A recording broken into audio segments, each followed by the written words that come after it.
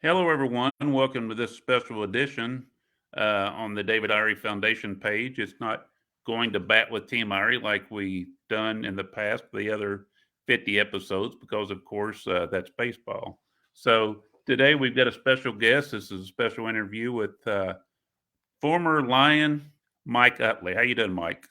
Good, sir. Glad to be with you, my friend. Hey, I'm really honored to have you here, and been following you for years, and I'm really looking forward to this interview. You bet. Fire away, my friend. Alrighty, starting, always kind of work up to injury and everything to let people know that we did have a life before the injury. So let's talk a little bit about your life coming up through college and everything. You attended Washington State University.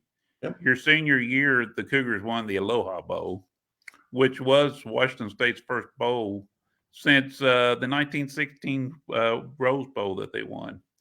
You were also named MVP. How exciting was it to be a part of that team? And also, personally, how exciting was that? It was a great season, great coach. One fixing. I was the MVP of the team. A little wide receiver was the MVP of the bowl game. But when it came down to it, I had a chance between to go to college at University of Oregon or Washington State. I chose Washington State.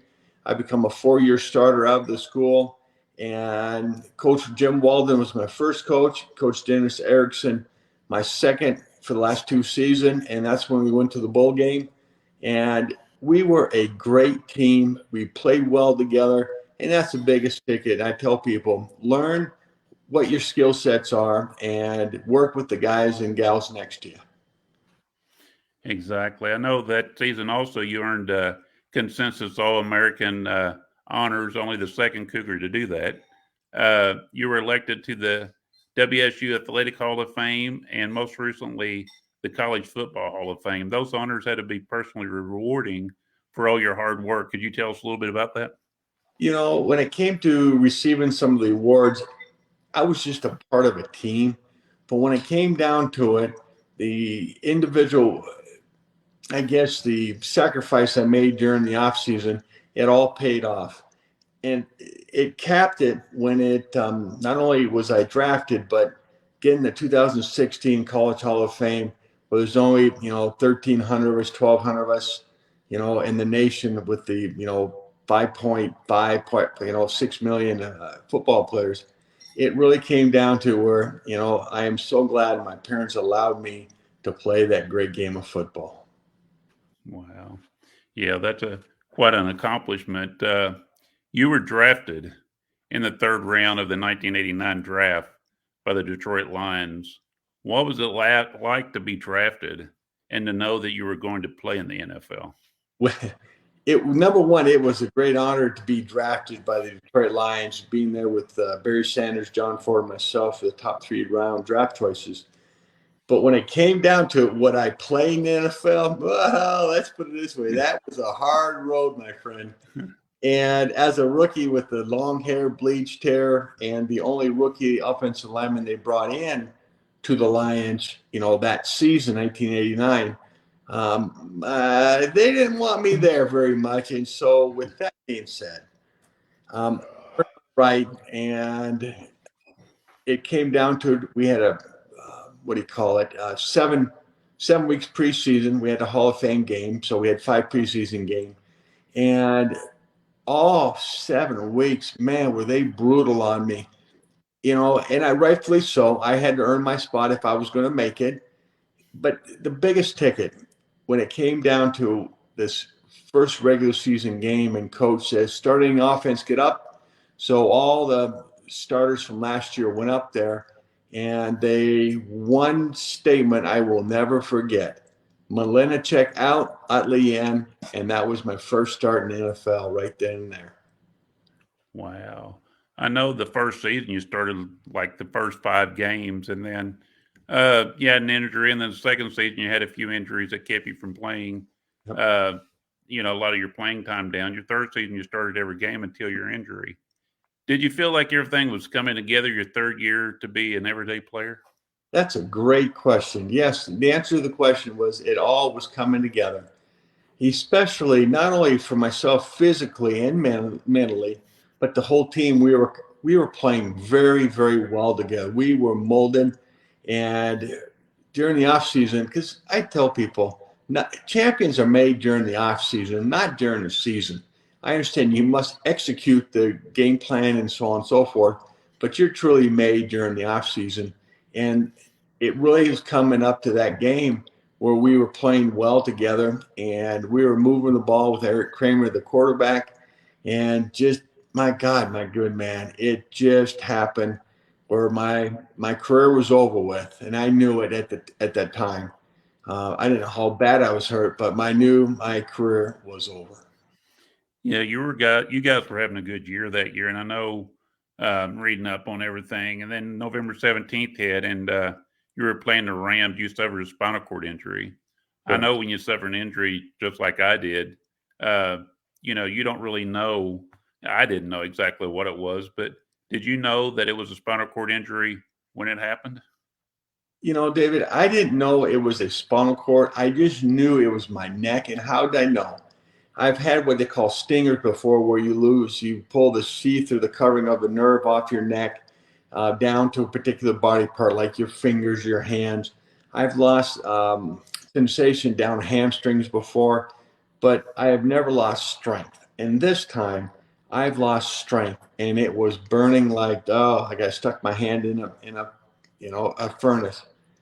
And when I this time it was the worst injury because not only did I had to give up my mouthpiece, but I had to I broke a promise to myself that I would never be carried off the field again, like I was my first year in 1989, breaking my leg the fifth game of the season against Minnesota Vikings.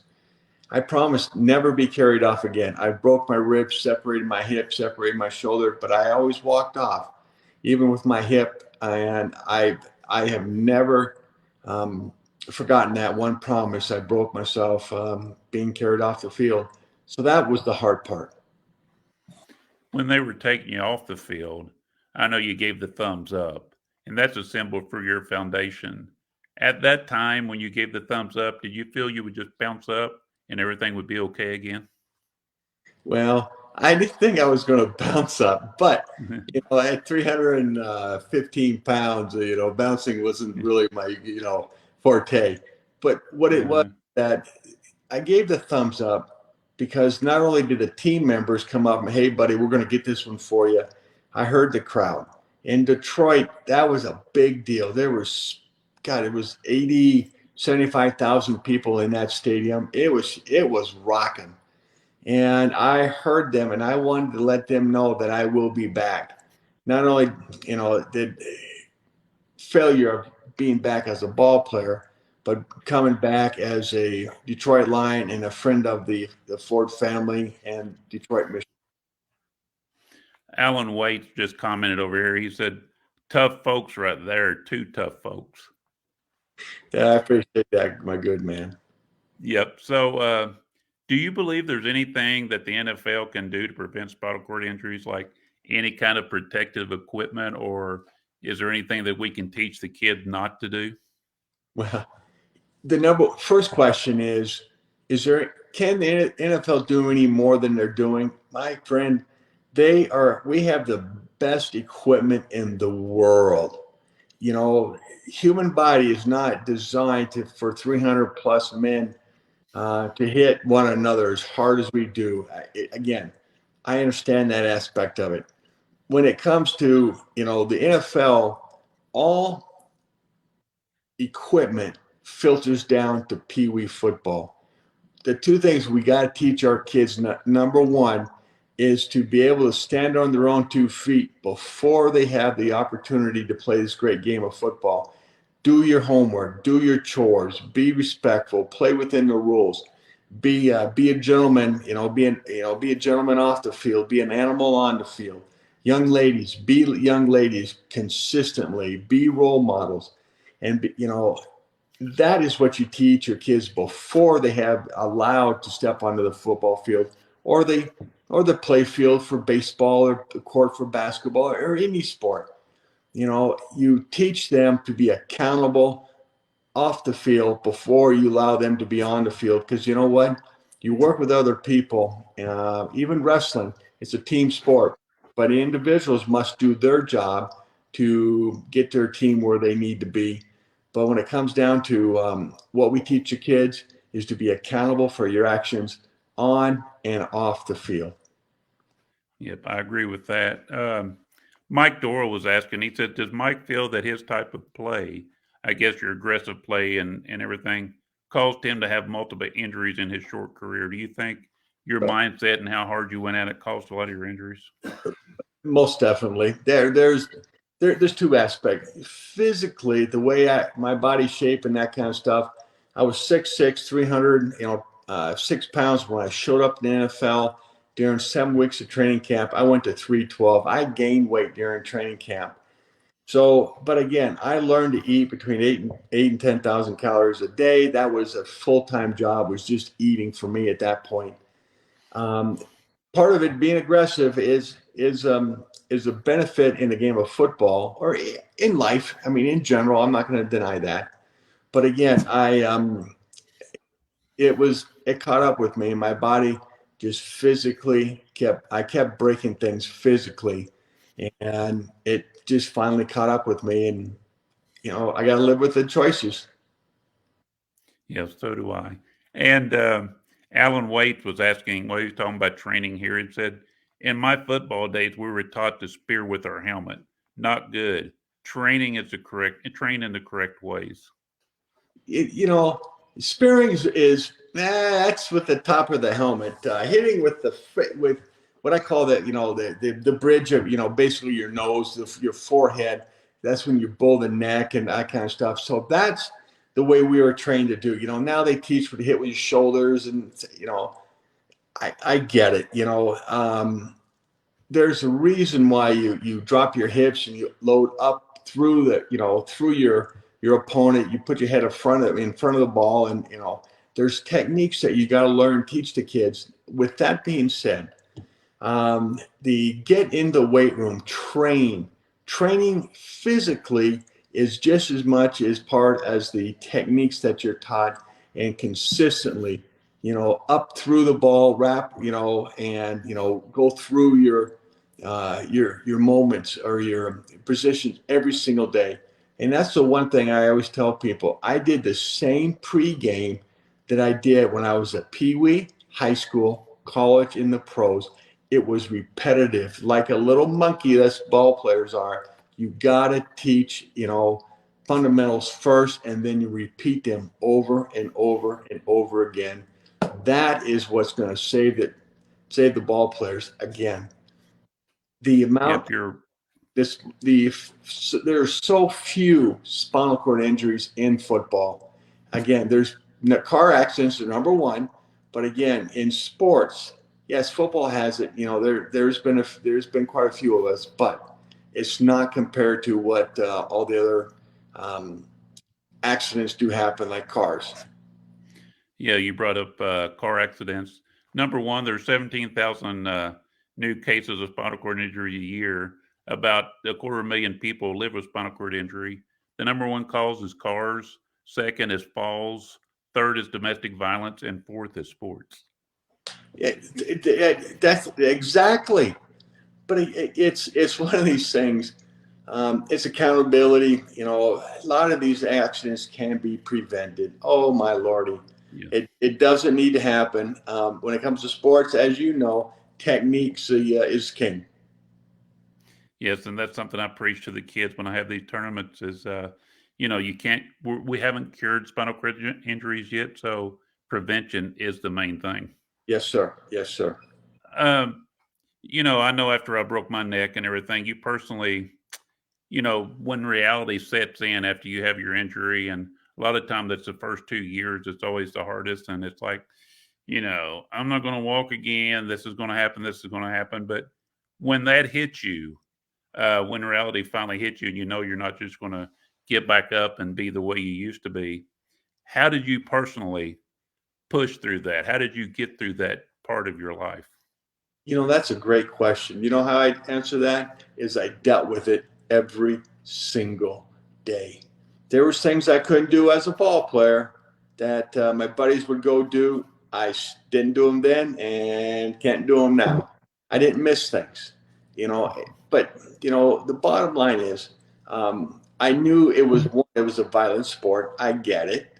We all understand that stuff does happen, and it was a personally I attacked the situation.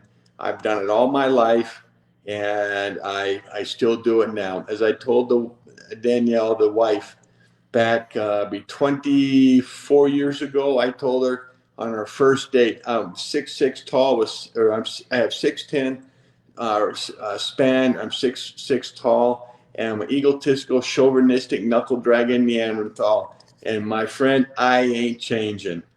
You know, this is again, I make light of it, but truly, as we talked just right before we went live here with your crew there, that it truly makes a difference, how you approach it. And I decided that I was going to attack my situation, and I always done that, and I always will. Yeah, and another thing that I do to kind of like, I got through that, which I had Al Oliver. He came to the hospital and saw me. He played baseball for the Pirates. He Oh, came to see me, and he was very positive and left notes everywhere. We've been friends ever since, 30 some years. And me and Al, we're still friends. But another thing that I do is you've got to have a positive outlook. You can't dwell on negativity. You've got to find one thing every day, whatever makes that day go better, but look at something positive every day. you know what? That's a great thing. You know what? Along with that, every day I take just a minute, 2 minutes, 5 minutes that I look in the mirror and, all right, boy, what are you going to do today? As small as that is, and that's one thing I do. I tell people, especially young men, is you were told and taught to stand up and be on your feet and be the protector and a provider. That's what you got to do. And young ladies, they got their own issues. They do. But young men, your job is to grow up and to be a protector and a provider. I don't care if you're sitting in a wheelchair or able-bodied. That's your job, and go attack it and be the best one you can be. Do you regret playing football because of your injury? Absolutely not, my friend. I would go do it again. I'm just not a spring chicken anymore. The bones, kind of funny. Just the other day was shaving, and you know what? The right elbow doesn't bend as well as it used to. The left shoulder doesn't work as well as it used to, and I get it. But I love the game. I watched the Lions. I watched the Cougars. I watched the Raiders here, because I live in southern Utah. We go to the games. I love the NFL. I don't like everything about those pinheads, emotionally playing, kind of thing. But I love the game of football. I love what it does about being in the locker room. That's the two parts of the game I miss the most. Is one, the collisions and the violence of the game, but also the bantering that you have with your buddies in the locker room. If you have a thin skin, my friend, your feelings are going to get hurt. Yep, they will. And I know like if a kid came up to you and asked your advice about playing football because he always dreamed about it, would you think about your injury? You suffered the spinal cord injury. Would that affect what you would tell this kid? Absolutely not. First thing I would do, first thing, young man, what you do is get up and make your bed. Then go do your chores, get yourself ready, do well in school, volunteer every chance you get. Volunteer for somebody who's less fortunate than you. I'm not saying give money. I'm saying you spend the time, those little things that do matter.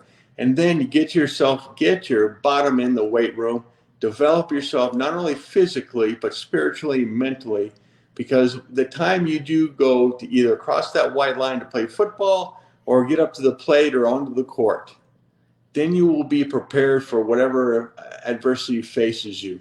If it's your opponent or an injury, you will be ready to take it on and win. You're right. And you mentioned earlier about Danielle, your wife. How did you guys meet and who was interested first? Oh my gosh, my good man. My story goes like this. We met at the Gold's Gym in Wenatchee, Washington, and she hounded me, kept asking me out. And I said, sweetheart, take a number. But then reality comes in, and, you know, she was the owner of the gym. Blair McKinney was training her first. And then I was training after him, with him after they were done. And so I just kept coming a little bit earlier and kept coming, just a little bit earlier. And, I kept asking her out, and she would say, well, yeah, him didn't hot, and, but didn't say no. And right then and there, and finally she said yes. And I took her out on my 29-foot fountain, 800 horsepower cigarette boat out on the Columbia River. And I've been wooing her ever since, my friend. Oh wow! Isn't she like wasn't she like an EMT and Yep. flight nurse, medic, and all this kind of stuff? Yep. She started out as a firefighter, then she went to EMT, a medic, a flight medic, and it ended up being a deputy coroner. So she rushed to go save you and go, and then to the end, it says, hell, I get there when I get there. But no, she, let's put it this way, my friend, she's 5 foot blonde, blue eyed, just 100 pounds soaking wet. And let's put it this way, I married up the evolution chain. She is a smart, smart cookie. Yeah, and she's very sweet. When I've corresponded with her through email, I mean, she was very sweet. So, you've been married for a while. What do you guys do? Being in a wheelchair, which of course is different than climbing Mount Everest, but what do you guys do if there's any obstacles in your way? How do you get around some of those things? That's a great, great question.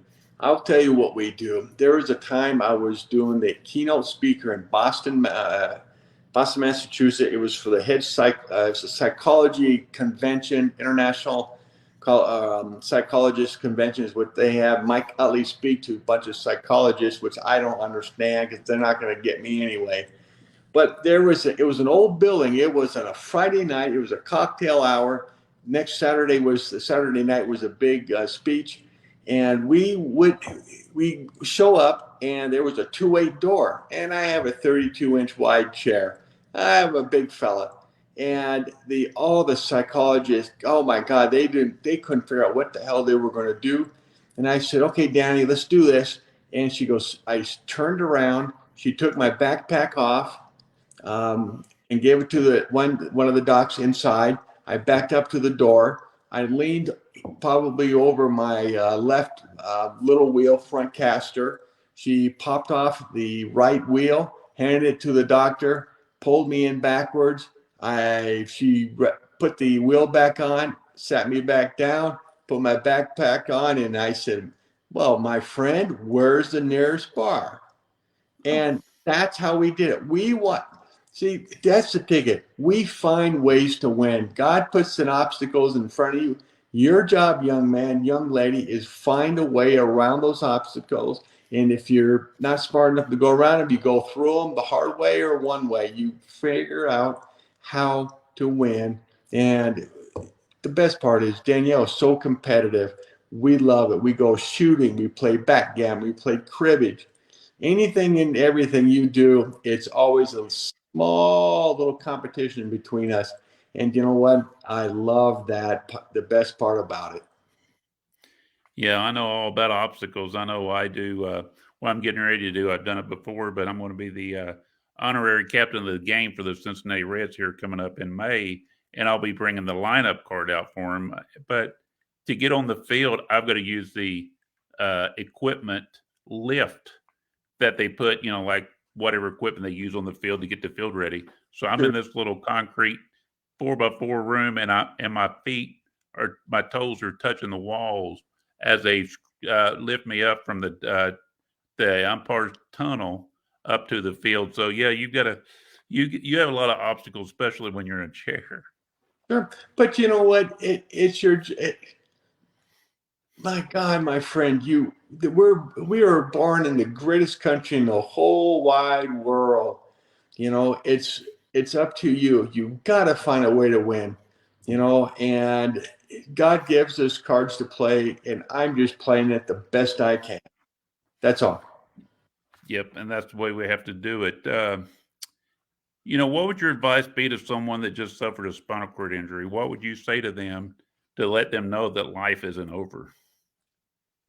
The bottom line is tough times never last, tough people do. What do you want your 100-year legacy to be? The young man, get out there, protect and provide. Young ladies, get up there and do what you got to do to secure yourself safety and secure yourself. What do you want? You want a family? Then go get it. Young man, you want a family? Go earn it.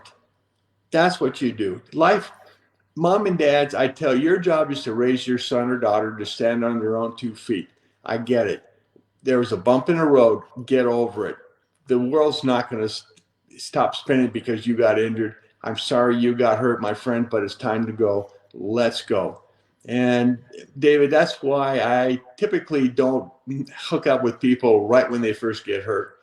I am a tolerant man. And you asked me a question earlier. Did I've always been this aggressive my whole life. I was the smallest of the four kids being raised. I was Mikey. Let's get Mikey to do it. I was the kid that did the go-kart, the swing that broke. I was ending up in the hospital. That was the one thing I told my mom just recently. I appreciate you standing by me because I was the problem kid. I kept getting hurt, but I kept fighting through things. And so when someone gets hurt right away, I'm sorry you got hurt, but let's go. Mike Doral said he loves your positive attitude. And then Bath County High School baseball said you both are inspirations to us all. So, Thank you. yes, I was, when I broke my neck in '89, a lot of the guys that came in there, I had different ones visiting me that had spinal cord injuries, and they would show up and, of course, try to motivate you or get you going. Back then I had a lot of them tell me, in 10 years you'll be walking. They'll have a cure in 10 years. Do Sure. you? And of course, it's been 30 some years now, and they still don't have one. Do you think we'll see one in our lifetime? What I want to see is um, it would be nice if they had a cure. I understand that, and put spinal cord rehab therapists out of business. That would be great. That's not reality. But what I do want is I want moms and dads to teach your children to stand on their own 2 feet, be a productive part of society, never be a burden. I'm sorry you got hurt, but the difference is you can choose to live a productive part of life in a wheelchair, but it's a choice. You've got to want to live. I'm sorry, like I said, I'm sorry you got hurt, but you've got to choose to live. And that's the big ticket. And I don't care where you are, what part of the economic life you're in, you can choose to look in the mirror and say, all right, boy, or yeah, all right, young lady, what are you going to do today? Period. Yeah, talking a little bit about that, I have a foundation like yours. We raise money for spinal cord injury research and also high school scholarships to spread awareness and talk about preventing spinal cord injuries and stuff. Could you tell us a little bit about your foundation and what you guys do, and then how do people find out about your foundation? Yeah. Oh, thank you. Just first of all, it's mikeutley.org, mikeutley.org. Number one is research, education, and rehabilitation in that order. God, I wish we could find a cure. With that being said, when it comes down to education, you educate not only people about the spinal cord injury, what to do when you see somebody, and so on and so forth, but again, what it takes as a spinal cord injury. Rule number one: bowel, bladder, and skin are the three rules, three things you cannot break. You can bend them, but you can't break those three rules. But outside that, then life's a choice. What are you going to do today you didn't do tomorrow? And the last thing is rehabilitation. Challenge yourself. Me personally, I love going to the gun range. I challenge my hands. I'm a C5. My hands 6. They're very limited, but I still have enough hands to do some things. And I challenge myself. I challenge myself on my standing frame. I challenge myself on my upper body hand cycle. When it's nice weather here, southern Utah, I go out for pushing. Challenge yourself. Get out of your comfort zone. learn to fight through that paper bag, learn to fight up the hill. And then, with that being said, every time as a young man, young lady, you go into a room, and this is the education part, people are going to notice you. Why? Because you're different. But why would they want to keep that look on you as you walk into that room or you will into that room? Is by how you present yourself, the way you hold yourself. Are you sitting up straight?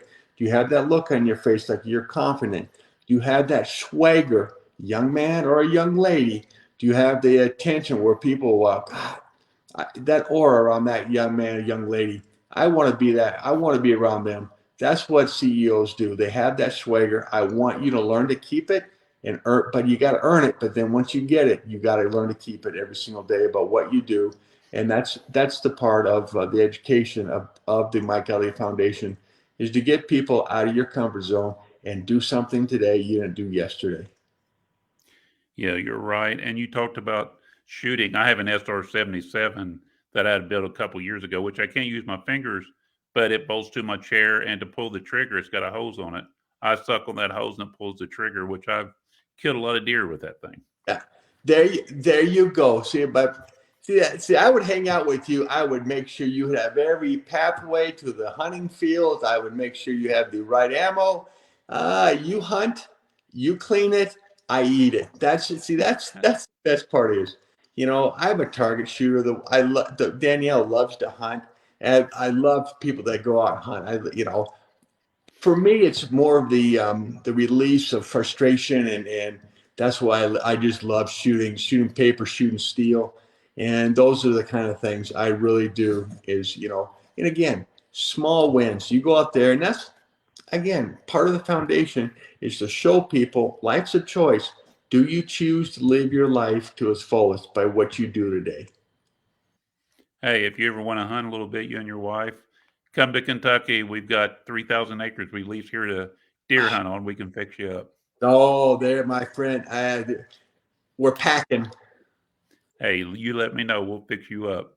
So, what do you do now with your free time? I know you talked earlier about you've had some complications lately and everything, but I know between that and your foundation, what else do you do with your free time? At this point in time, we're like I said, we're down here in southern Utah, and we have my mother-in-law next door. She's got fell into a Parkinson's dementia situation called cortical basal syndrome. So the wife, she works with her every single day. It's 24-hour care, and my parents are back up in Washington State, still together. And mom, she's kind of fell kind of ill, 95, just recently. And so Sunday we're gonna go out and see her. And that's number one is being able to spend the time with them and just cherish the moments because you know what. Their time is ticking, and we understand that. But that's, as my mom says, getting old is a goal. And with that, our number thing is just spending the time together. Why we have them still here with us, and just for Danielle and I, just take a small walk in the neighborhood. That's kind of what we're our big deal right now. Still, husband and wife, and we got to spend time together just with for ourselves. Yeah, and I know you got a lot going on and everything, and just keep pushing. I mean, you're good at that. So we're going to do a little bit of rapid fire questions right here to end this segment. I always do this with my former baseball player, so we'll see how good a football player is because the only guy I had one football player I done an interview with before, so we'll see how good you are with this. Oh my God, Uh the pressure, my friend. Oh, the pressure. oh, your first car. Say it one more time. What was your first car? Oh, my first. Automobile. My first car was actually it was a Suzuki GS 1100E motorcycle. Yep. Yeah. No, it was. I was lucky enough to. My parents said, "You're going to go to Washington State." It was Suzuki GS 1100. It was a rocket ship. Yes. The other guy I interviewed that was a football player was John Nyland. I don't know if you remember him or not. He played for the Cowboys back in the '70s when they won their first Super Bowl. Oh, there you go. So, next question. Favorite NFL teammate? Oh, I probably have to say Lomas Big Daddy Brown.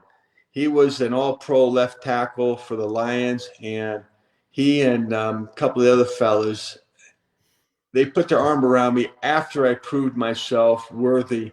And Lomas, he was inducted to the College Hall of Fame in 2021 or 2021, something like that.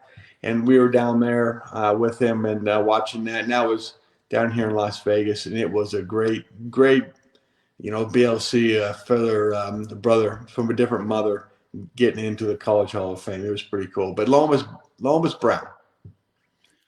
Favorite NFL team growing up? Oh, Miami Dolphins, without question. There you go. Uh, let's see. I know this is kind of a different question, but was there a team when you got drafted? It was like, man, I don't want drafted by this team. There was never a team not to go to. A team I wanted to go was the Seattle Seahawks because I'm from Seattle, but the Sea Chickens weren't smart enough to draft me, so I had, no, it's this, just a hometown kind of thing. That's where I wanted to go, but there was never a team not to go to. That's for sure. I'm a big Cincinnati Bengals fan, so for us, it would be hard to be drafted by the Steelers. That would be awful. So, did you have a favorite stadium that you like to play in? Well, the favorite stadium, even though it wasn't the best turf, was the Silverdome. But I had to say the worst stadium was Candlestick Park because I don't know what kind of fertilizer Mother Nature decided to have seagulls poop everywhere. And that gravel pit was freaking horrible. Oh, God. Yeah, because that was like a baseball field and a football field, right? It was, and it stunk. Oh, dear God. Oh Yeah. my gosh. So does your wife have a pet name for you? And a lot of people call me Hell on Wheels, but do you have a pet name, or does your wife have a pet name for you? Are you kidding me? You want me to say that on this national exposure going thing? No, it's I call her little package and I'm big package. Hmm, that's great. So the last one, uh, I'm from Kentucky, of course, and we listen to a lot of bluegrass music here. Have you ever heard of bluegrass music? I've heard of it, yes. Heard of it, but you That don't like crank it up.